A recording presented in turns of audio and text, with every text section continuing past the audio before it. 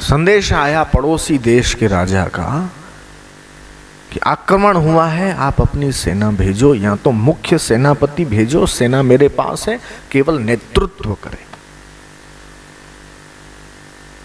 तो सेनापति को राजा ने कहा कि जाओ, सेना है, सिर्फ तुम्हें पहुंचना है, अच्छा भागने वाला घोड़ा चुन लो,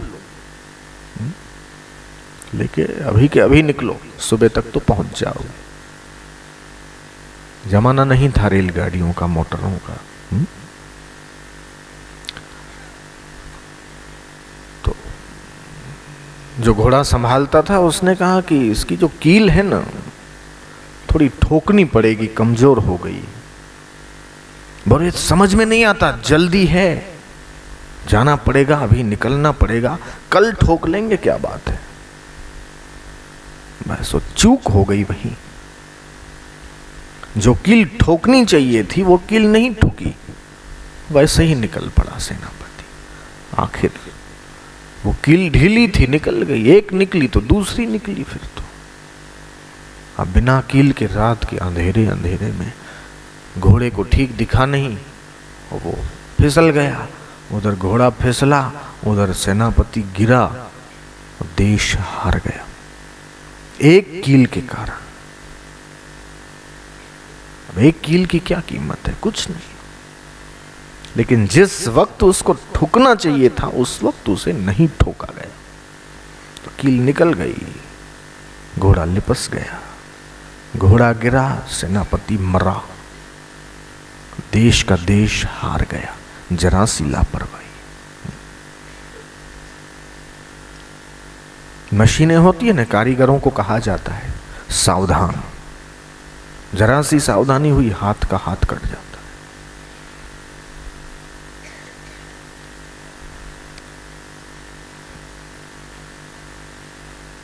तैराक जरा सा असावधान हुआ कि भंवर में फंस जाता है, मर जाता है। ड्राइवर ने जरा सी चूक की और गाड़ी ठुक जाती है। तो कुशलता ही तो योग है,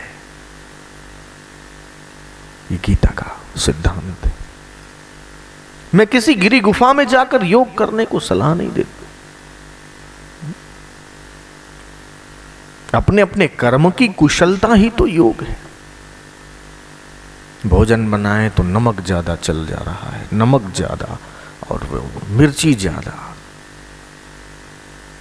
ठीक से भोजन बने। जो महिला ठीक से पापड़ नहीं सेक सकती वो क्या भगवान को पाएगी? संभव नहीं है। दक्षता होनी चाहिए। एक महापुरुष के आश्रम में एक व्यक्ति झाड़ू लगा रहा था, तो कुछ कचरा जो है छूट गया। महापुरुष ने उसको लात मारी। तो पड़ोस एक उनके अच्छे मित्र थे, संत थे, उन्होंने देखा कि संत होकर इतना गुस्सा करते हो, लोगों से कहते हो कि गुस्सा मत करो, और तुम स्वयं कितना गुस्सा करते हो। बोले मैं गुस्सा करता नहीं हूं, दिखाता हूं। बड़ी मजे की बात है। गुस्सा करना और गुस्सा दिखाना दोनों में फर्क है। मोह करना और मोह दिखाना दोनों में फर्क है।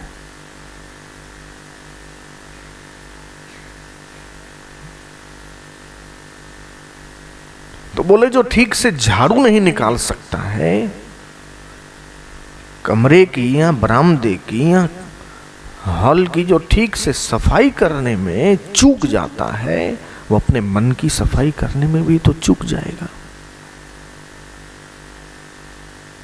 थोड़ा दंड मिले उसे। तो योग कर्मसु कौशलम, अपने कर्म में कुशलता ही योग है। गलती से रह गया, गलती से छूट गया, वो जरा सी गलती कितना भयंकर रूप धारण कर सकती है। छोटी छोटी बातें हैं, लेकिन इन छोटी छोटी बातों को भी अपन अगर आजमा लेते हैं, बहुत बड़ी बात हो जाती है। एक छोटी सी चिंगारी भयंकर विनाश कर सकती है। लाखों करोड़ों करोड़ों का नुकसान एक पैसे की चिंगारी कर सकती है।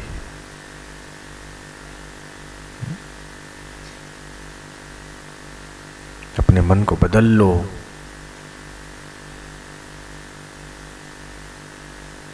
तो फायदा भी बहुत हो सकता है। इत्थों हटा के उत्थे रख दो, जरा सी बात। और परमात्मा की प्राप्ति जितनी कठिन समझी जा रही है उतनी भी नहीं है कि हे राम जी एक फूल की पत्ती को तोड़ो और उसको मसलो, उसमें भी जितनी मेहनत है उतनी मेहनत भी परमात्मा को पाने में नहीं है। ये मैं नहीं कह रहा हूं, आप मैं कहूं और मान लो, ऐसी बात नहीं है। यहां तो ये कहा कि जो कृष्ण कहें वो भी मत मानो। कब तक? कि जब तक वो उपनिषद के अनुसार नहीं कह रहे। इसलिए प्रमाण दिया, हर अध्याय के अंत में प्रमाण है। तत्सदिति श्रीमद् भगवद गीता सुपनिषद सुब्रह्म विद्यायाम। ये भगवद गीता उपनिषद के अनुसार है। ब्रह्म विद्यायाम योग शास्त्र, ये ब्रह्म विद्या है, योग शास्त्र है, कृष्णार्जुन संवाद है।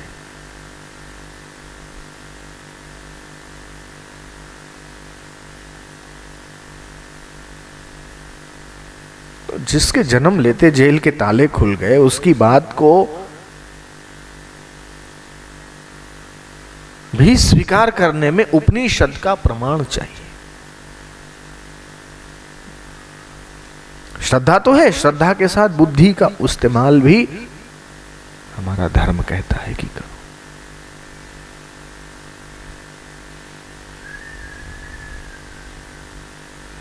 कईयों में बुद्धि है, कईयों में श्रद्धा है, और श्रद्धा बुद्धि ठीक ठीक मिलकर चले तो सत्य समझ में आता है।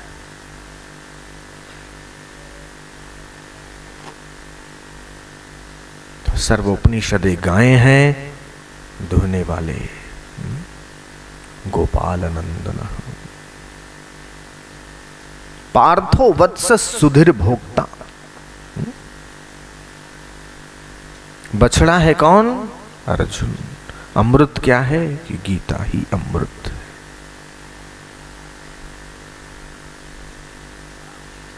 एकाध संत की बात, ईश्वर की बात भी मान लें, स्वीकार कर लें अपने दिल से, फिर दुख नहीं रह सकते।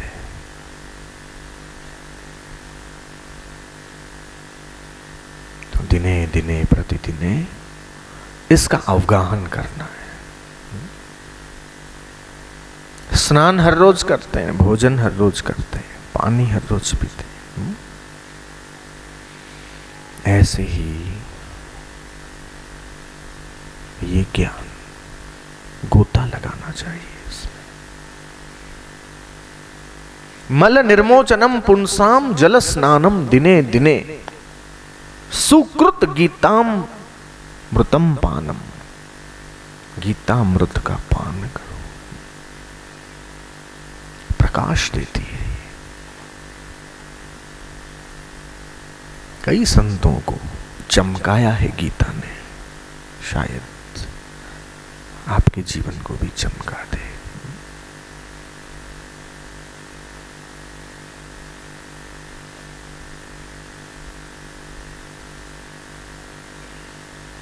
विनोबा भावे गीता,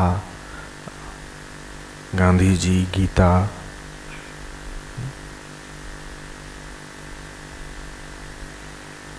ऐसा गीत है। कृष्ण से पूछो कि गीता तुम्हारी क्या लगती है?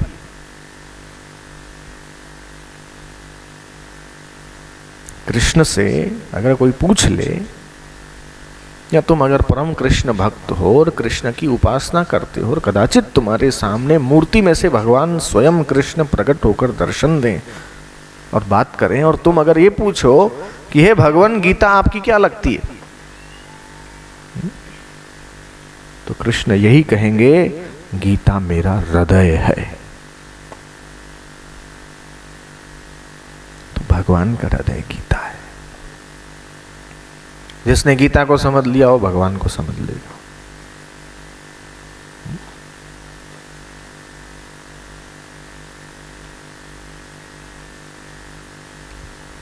जीवन की डायरी है।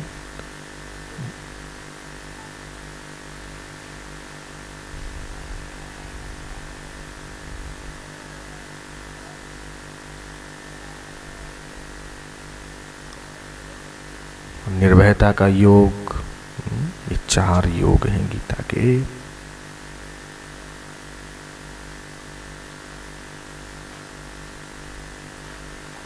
चारों योग अपने जीवन में आ जाए, मैं समझता हूं कि इसके बाद और कुछ भी करना बाकी नहीं बचता है। सरस है, सुंदर है, उसमें सौहार्द है।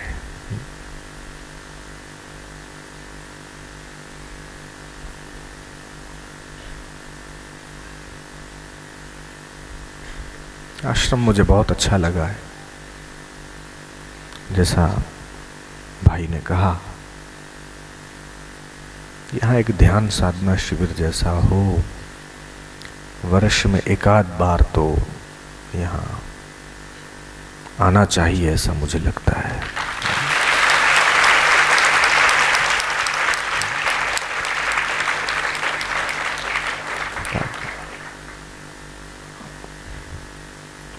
मैं पहली बार किसी जगह पर अगर इतनी ऊंची और इतनी तात्विक बातें अगर मैंने अपनी जिंदगी में की है तो ये गोंदिया है, मुझे याद रहेगा। ये तो हर जगह जाते हैं लोग बड़े चंचल होते हैं, आजकल कलयुग है, उठते हैं बैठते हैं, यहाँ तो बात करो तो समझ नहीं पाते हैं, तो फिर अपने लेवल को थोड़ा नीचे करना पड़ता है। थोड़े की कल्पना होगी, होता होगा। कईयों के दिमाग में समझ में नहीं आती है बात कि एक फल दिया और कैसे बेटा हो गया। दुनिया में बहुत कुछ है ऐसा जो बुद्धि में समझ में आ जाता है, वही सत्य नहीं हो सकता, सत्य कुछ और होता है। सारी बातें बुद्धि में समझ में आ जाए ऐसा भी नहीं है, क्योंकि कोई भी खिलौना अपने बनाने वाले को कभी नहीं समझ सकता है। मनुष्य तो एक खिलौना है। जिसने दुनिया पैदा की और जो चला रहा है वो नियामक अनुभव की चीज है, समझने की चीज नहीं है।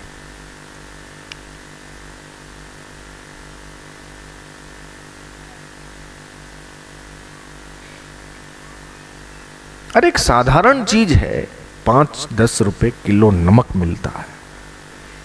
नमक का एक नमक, आधा ग्राम नमक, 1 ग्राम नमक, उसके खारेपन को तुम बुद्धि से सिद्ध नहीं कर सकते हो कि वो खारा कैसा है।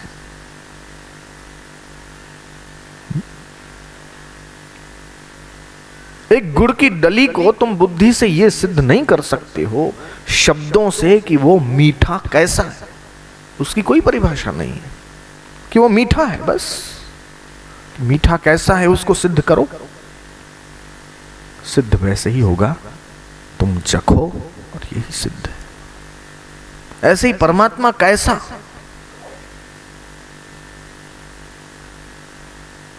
वाक्यों से और शब्दों की जाल से तुम उसे कैसे सिद्ध करोगे।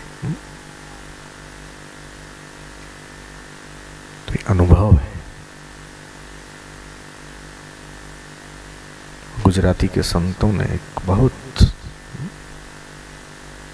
अच्छा भजन गाया, अगर कहो तो सुना दूं। अनुभवी ने रे एटलू रे आनंद मारे वो रे, आत्मा ना ज्ञान सिवाय काई न कहे वो रे, काई न कहे वो रे। अनुभवी ने रे एटलू रे आनंद मारे वो रे, भजवा परिभ्रम ने बीजू काई न कहे वो रे, काई न कहे वो रे। अनुभवी ने एटलू आनंद मारे वो रे। इसका बड़ा अच्छा तात्पर्य है कि जिसको अनुभव हो गया उसका क्या काम, सदैव आनंद में रहे। भजवा परिब्रह्म ने बीजू काई न कहे बूढ़े। परिब्रह्म का भजन करे। इसने ये कहा, उसने वो कहा। ये व्यर्थ का चिंतन है ना, मनुष्य की योग्यता को खोखला बना देता है। निरर्थक चिंतन, ऐसा क्यों, वैसा क्यों। जब हमारे हाथ में कुछ है नहीं, सब कुछ उसी के हाथ में, व्यर्थ बोझ उठाते अपने सर पर।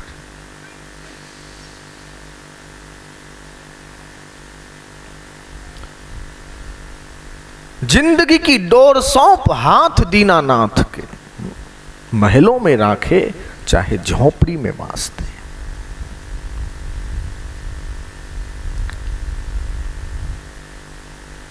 लेकिन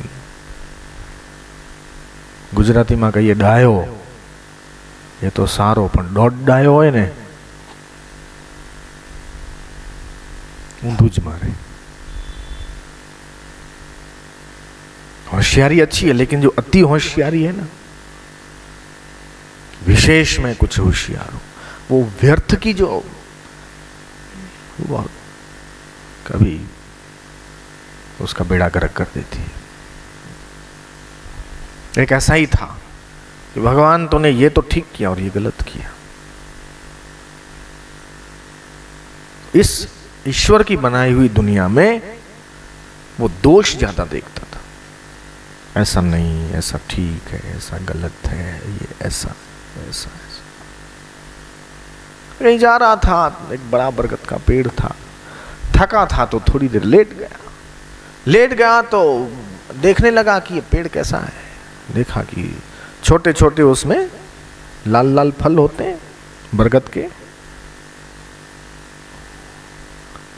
तो पके फल कुछ नीचे भी गिरे हुए थे। अब उसमें उसकी पुरानी आदत के अनुसार उसने फिर उसमें दोष निकाला। ये भगवान तूने इधर बहुत बड़ी गलती कर दी है, मात खा गया तू। दुनिया तो बनाई, लेकिन इतना बड़ा पेड़ और जरा जरा से फल, कितना बड़ा, कितनी विशाल एरिया को इस वृक्ष ने छाया दे रखी है, और फल तो एकदम जरा जरा से बेर जैसे। अगर मैं उस वक्त तेरे पास होता ना, तो तुझे अक्ल देता कि यहां पर तू बड़ा फल डालना। ऐसा सोच रहा था। एक 1.5 किलो का बेला, उसमें इतनी लंबी लौकी लगा देता है। एक 1.5-2 किलो 2.5 किलो का बेला, उसमें इतना बड़ा बड़ा कद्दू, पेठा, और इतना बड़ा वृक्ष और फल जरा जरा सा। बड़ी गड़बड़ करी। बस ऐसा सोच ही रहा था और आंखें ही घुमा रहा था। ऊपर किसी चिड़िया के द्वारा वो फल खाया जा रहा था। पक गया था, कुछ मीठापन रहा होगा। पक्षियों की तो आदत होती, हर वृक्ष के वो फल खा लेते। वो चोंच मार मार के कुछ उसके तो अंदर दाने थे छोटे छोटे। एक फल का जरा सा जो दाना था, राई के बराबर होता है, सोया हुआ था और उसकी आंख में गिरा। आंख में गिरा तो मसलने लगा।